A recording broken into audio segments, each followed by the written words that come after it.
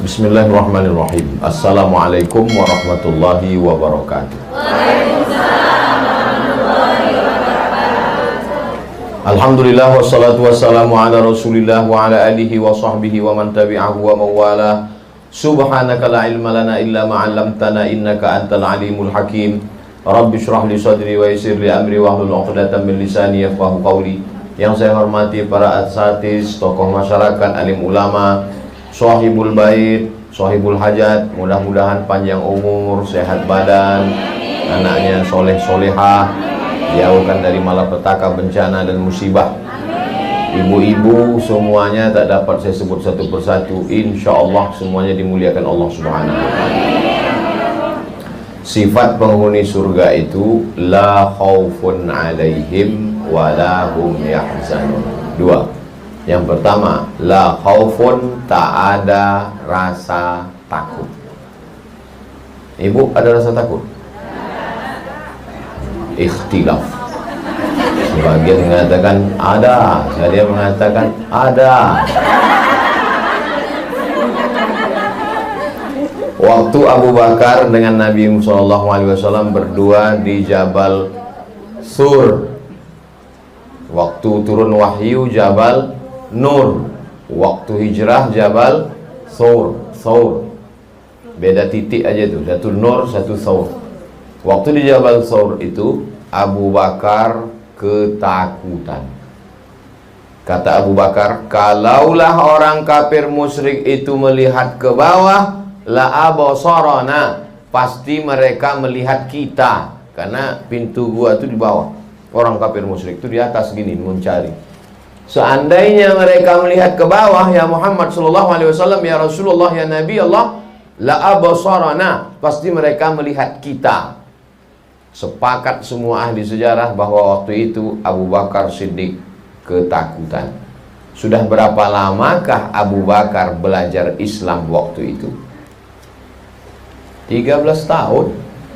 Hijrah itu kan setelah 13 tahun turun wahyu. Artinya apa? Kalau ibu hari ini merasa takut, itu udah tahu dah. Abu Bakar Siddiq yang 13 tahun belajar dengan Nabi saja ketakutan, apalagi kita kan? Itu namanya pembenaran. Jadi kalau ibu merasa takut, itu cemas, itu ngeri, itu galau, itu normal dan wajar.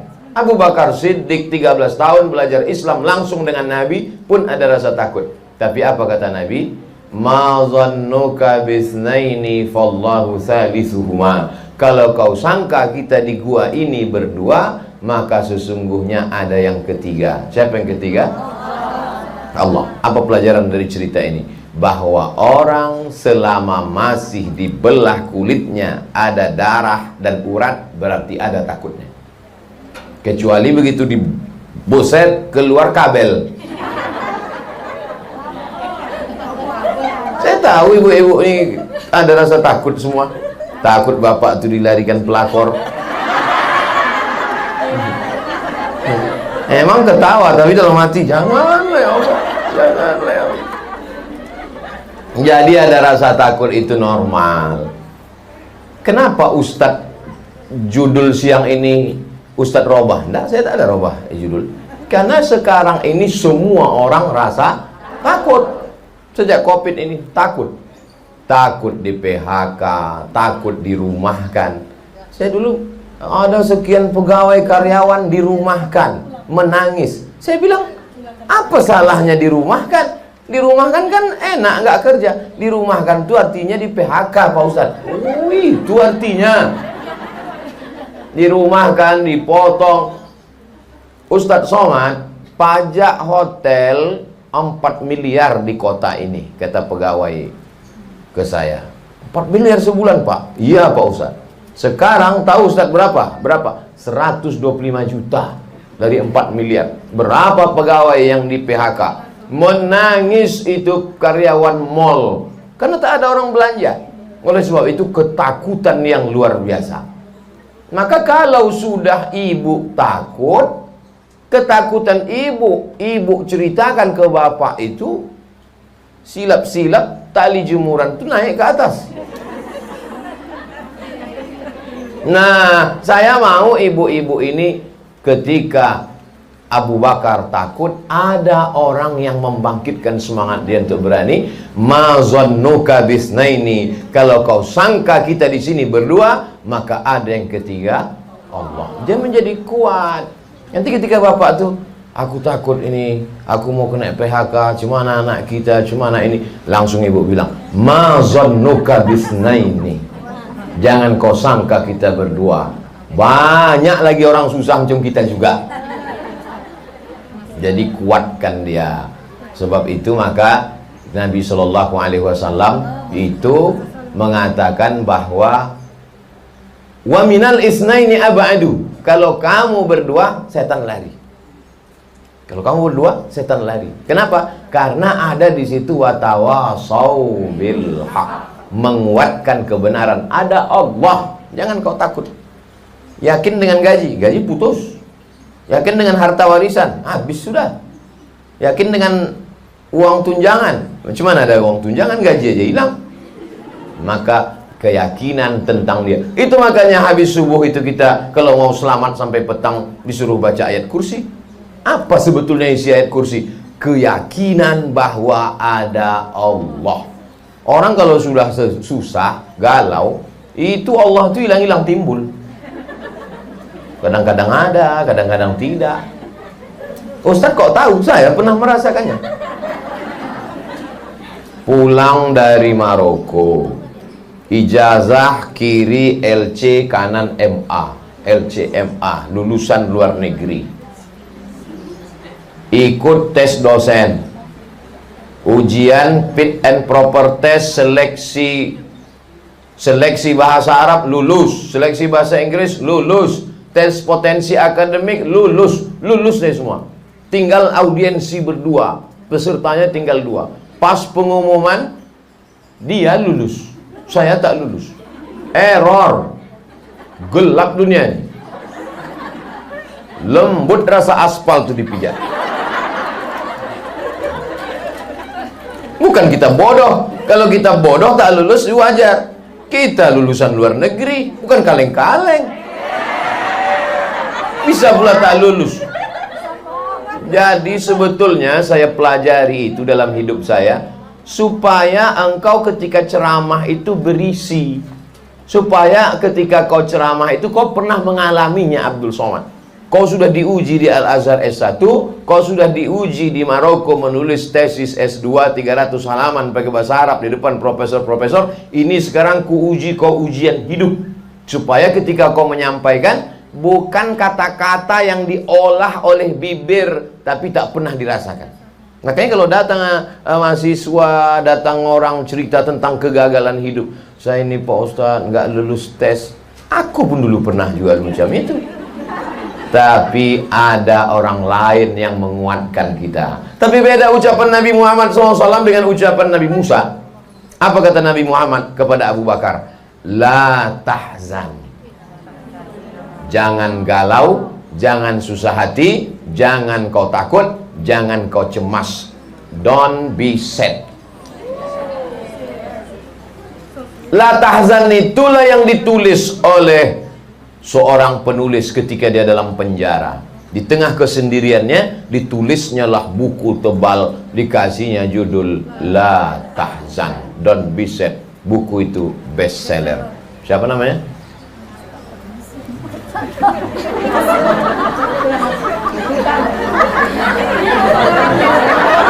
La Tahzan. Hah? Ayat Al-Qarni. Saya kadang-kadang nanya itu ngetes. Kalau ini memang tak ingat. Sebetulnya Allah mau ngasih tahu saya, ketika engkau cemas Abdul Somad waktu ceramah kau lupa, ada orang lain yang mengingatkan. Diingatkannya ayat Al-Qarni. Dia mengingatkan nggak kuat kali, karena kalau kuat terekam di situ nampak kali bodoh Ustadz itu. Masa nama ayat Al-Qarni pun kau tak ingat. Tadi bukan main sombongnya, bukan kaleng-kaleng. Ternyata ayat Al-Qarni pun kau tak ingat, katanya. Ustadz itu kalau dia salah, tegurannya langsung cash and carry. Padahal ayat Al-Qur'an apa susahnya mengingat. Tapi begitu dihilangkan Allah, hilangkan, itu menunjukkan bahwa hidup ini bukan kuasa kita. La haula wala quwata illa billah. Nah, perlu ada orang yang mengingatkan kita kalau kita lupa. Perlu ada orang yang menguatkan kita kalau kita lemah. Maka ketika Abu Bakar lemah, datanglah Muhammad sallallahu alaihi wasallam mengatakan, la tahzan, innallaha ma'ana. Jadi ibu katakan itu, la tahzan, innallaha ma'ana. Ada Allah bersama kita, Bang. Tapi belanja kita besok enggak ada. Puasa sunat kita besok, Bang.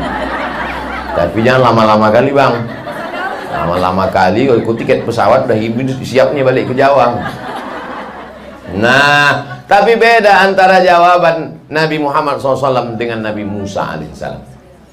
Coba lihat, tengok, coba lihat bunyinya. Innallaha ma'ana.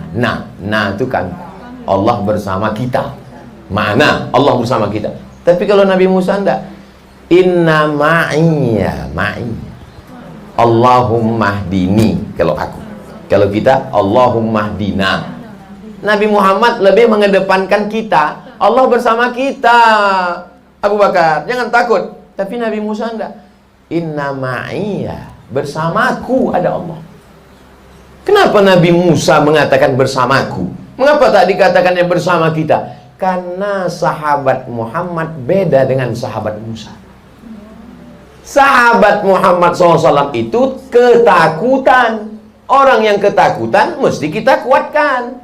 Sedangkan sahabat Musa itu bukan ketakutan, menakut-nakuti. Di depan ada Laut Merah, di belakang ada pasukan Fir'aun. Maka apa kata orang Bani Israel waktu itu? Innalam mudrakun, innalam mudrakun, innalam mudrakun. Matilah kita Musa, tertangkaplah kita nih Musa. Mutu udah siap-siap Fir'aun dengan tentaranya di belakang. Di depan pula Laut Merah. Mau lari kemana kita nih Musa? Apa kata nih Musa? Kalla, tidak. Inna ma'iyya, bersamaku. Jadi bapak itu pun ibu perhatikan juga, dia takut atau menakut-nakuti. Kalau bapak itu ketakutan, maka ibu berkata, kalla, tidak maihani. Innallaha ma'ana. Allah bersama kita. God bless us. Tuhan Allah Ta'ala bersama kita, menyayangi kita. Jangan takut, Bang. Tapi kalau dia menakut-nakuti, ini COVID, awas kau nanti, kata dia, awas kau nanti. Ibu bilang, kalla, inna ma'iyya rabbi. Bersamaku ada Allah, bersama kau ada setan. Tidak, saya yakin bapak itu tak ada yang semacam sahabat Nabi Musa.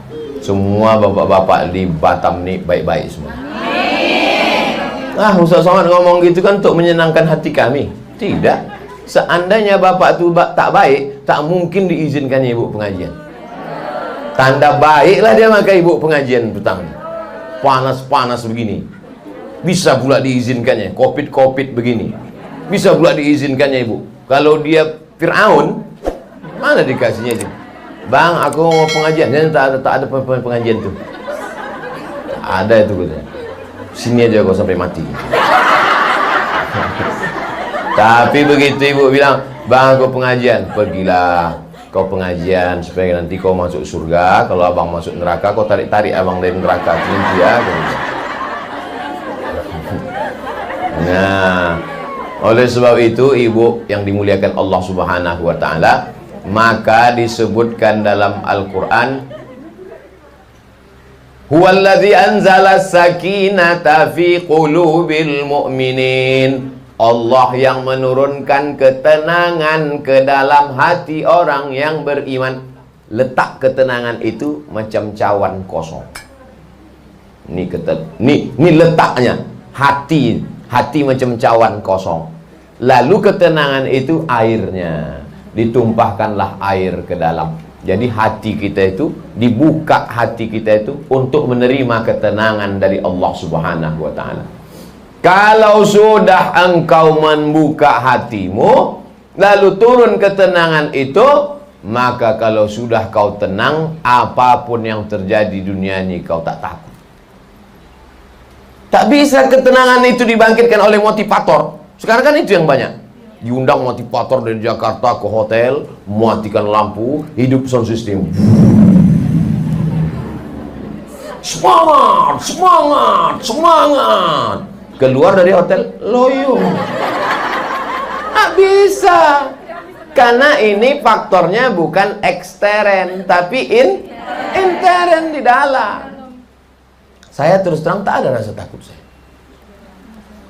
Jadi saya waktu naik helikopter di Jambi itu tak bisa kita ceramah naik mobil karena jarak jauh, hutan jalan. Jadi waktu itu dijemputlah naik pesawat baling-baling. Pesawat baling-baling ini di dalam panas karena kipasnya di luar.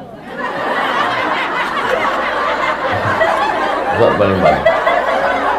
Jadi begitu kami naik dari Jambi, dari Jambi masuk ke pesawat itu saya tidur. Begitu duduk tertidur sampai ke tempat. Jadi abang kakak kelas saya alumni Azhar yang di samping ini sampai di tempat itu, aku mat kata dia, bukan main takut ku naik pesawat kecil itu tadi. Nampak ku baling-baling, pilotnya bergoyang. Kau ku tengok tertidur katanya. Enggak ada takut kau? Tidak bang. Jadi takut itu yang mengusir, letak takut itu di dalam hati juga. Maka kalau dipenuhkan Allah, rasa tenang di dalam hati itu, maka takut itu pun hilang. Siapa yang mendatangkan rasa tenang itu? Allah. Apa janji Allah? Wa amanahum min khauf. Amanah, aman. Hum, mereka. Min khauf, dari rasa takut. Ditenangkan Allah hati mereka, dibuat Allah merasa aman, maka hilang takutnya. Orang sekarang takut bukan main. Anak sekolah takut tak lulus. Udah jelas ujian online pasti lulus. Takut tak lulus. Udah kuliah takut tak kerja. Udah kerja takut tak nikah. Udah nikah takut tak punya anak. Udah punya anak takut anak nanti sakit cacat. Takut. Jadi kalau takut terus hidup ini, itulah asam lambung naik, gula darah naik, diabetes naik, semua naik. Satu cuma yang turun, asam urat turun ke kaki. Oleh sebab itu maka tidak ada jalan lain untuk sampai kepada amanahum min khauf itu, balik ke pangkal surat li'ila fi Quraisy. Bagaimana caranya? Falyabudu rabba hadzal bait. Falyabudu, banyak-banyak beribadah. Jadi kalau ditanya orang, kok kenapa makin Covid makin banyak pengajian? Kenapa kok makin Covid banyak pengajian? Karena dengan pengajian itulah salah satu wasilah cara turunnya ketenangan. Saya sudah banyak jumpa orang macam-macam. Lama jadi ustadz banyak yang curhat. Ustadz Somad, iya pak, saya ini pegawai pak ustadz, PNS. Lalu saya pikirkan nanti kalau saya pensiun makan apa? Nanti job-job ini hilang, kerja ini lalu susah. Lalu kemudian akhirnya saya belilah tanah. Saya beli tanah, lalu kemudian pelan-pelan tabung, uang SPPD, uang tunjang, uang sipak, uang sikut, uang sundul, uang segala uang itu saya belikan tanah. Beli tanah sepeta, beli tanah 2 peta, beli tanah 3 peta, beli bibit sawit, tanam sawit, semprot, jenguk, tengok, pupuk, meruning, potong pelepah, hilangkan rumput. Akhirnya Pak Ustadz buah pasir. Begitu mau dipanen, dipanen orang. Rupanya tanah itu bermasalah. Nah udah mau pensiun, tak tidur sampai jam 2 malam.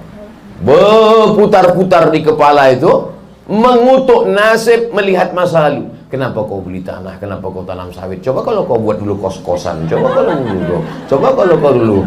Habis kan sekarang diambil. Jam 2 malam mata berkedip-kedip tak bisa tidur. Pergilah ke Pekanbaru. Inilah ibu. Cerita orang sedih ibu ketawa. Jadi ternyata tidak semua orang merasakan kesedihan kita. Saya ragu mau melanjutkan ceritanya. Pergilah dia ke Pekanbaru, jumpa psikiater. Dia dokter jiwa. Dikasih psikiater inilah obat. Ini obatnya, sesumpit obatnya. Ini obat sumpit itu tempat orang inilah obatnya, yang obat ini dimakan sebelum makan, yang obat ini dimakan sesudah makan, ini dimakan sekali sehari, yang ini dimakan 3 kali. Mendengar obat itu makin bertambah beban. Dimakan obat ini tertidur. Begitu udah terbangun, berputar lagi di kepala tadi. Kenapa kau beli tanah? Kenapa ini? Kenapa kau habislah duit kau tuh? Bagus kau kawin sekali lagi kemarin. Kata setan itu bukan kata saya. Setan itu dalam macam-macam berbisik dia. Yang itu tak ada dari bapak, tambahan dari saya. Untuk mancing-mancing ibu aja. Akhirnya adalah anak dia kuliah di Universitas Riau di Pekanbaru. Anak dia ini selalu ikut kajian saya subuh Sabtu, kajian hadis di Akramun Nas, Unri Goba. Ya, ada pengajian ustaz di situ. Begitu saya dengar pengajian ustaz, hilang yang berbisik-bisik itu.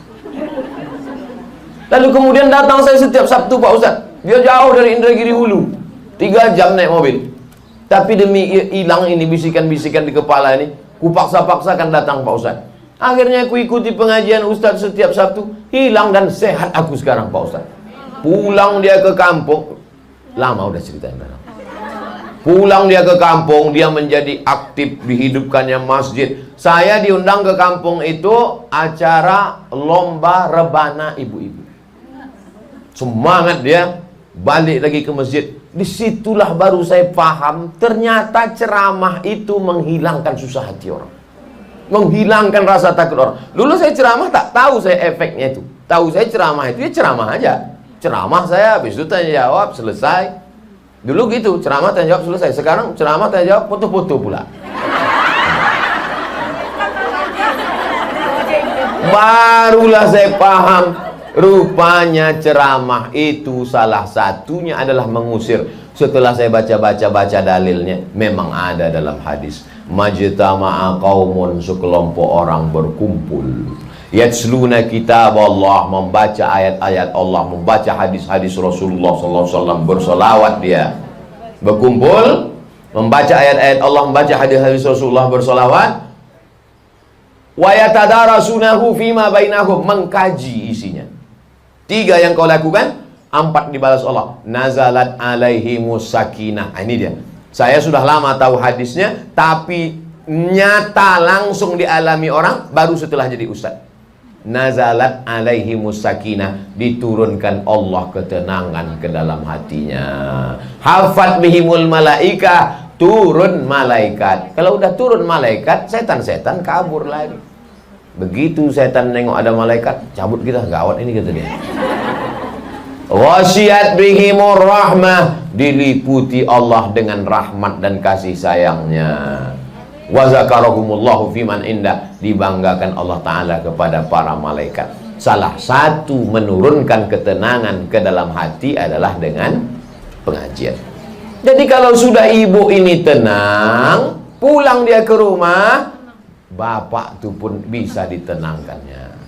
Anjing herder aja tenang, apalagi bapak itu. Seorang koruptor didudukkan di kursi terdakwa.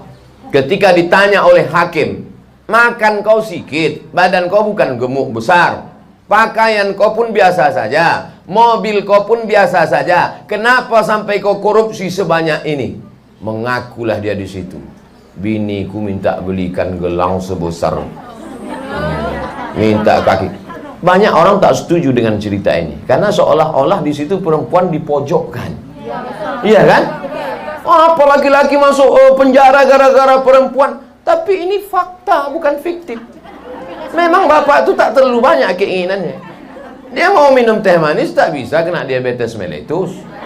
Mau makan rendang kambing tak bisa, kolesterol karena sudah kena banyaklah penyakit-penyakit. Jadi kenapa dia tetap korupsi? Karena keinginan. Tapi kalau udah ibu itu mengaji, macam ibu-ibu inilah, mana banyak kali keinginannya kan? Ibu-ibu ini tak ada. Ibu-ibu ini sudah selesai dengan urusan dunia ini. Tak mau dia cincin besar, tak mau dia rantai. Untuk apa ibu lah rantai? Bukan bisa ditengok orang. Jilbabnya panjang. Orang yang pakai rantai itu kan jilbab dililitkan di leher sini. 3 kali lilit. 3 kali lilit. Baru rantai itu dipasang di luar lilitannya. Kalau jilbabnya panjang mana nampak orang? Mau pakai gelang, tangan tertutup. Ibu-ibu ini udah selesai dengan dunia ini. Mendengar aminnya belum lagi nampaknya ini. Oleh sebab itu ibu-ibu ini kalaupun dia aktif jualan online, kalaupun dia aktif beraktivitas, sesungguhnya yang mau dicarinya adalah menyekolahkan anak yatim, fakir miskin, bagaimana sedekah beras. Jadi dia sudah berpikir akhirat oriented. Inilah yang menyebabkan turunnya ketenangan itu dari Allah Subhanahu wa ta'ala. Jadi bapak-bapak di rumah adalah bapak-bapak yang beruntung, Pak. Beruntung. Dan kau cari satu lagi, Pak. Udah aku pesankan udah. Insya Allah garansi aman. Garansi saya ini kalau untuk Batam biasanya bertahan 6 bulan. Jadwal saya kan setiap 6 bulan. Nanti kalau dia udah agak-agak berubah bapak tuh tenang. Saya 6 bulan lagi datang. Nantikan, jangan kemana-mana setelah yang berikut ini.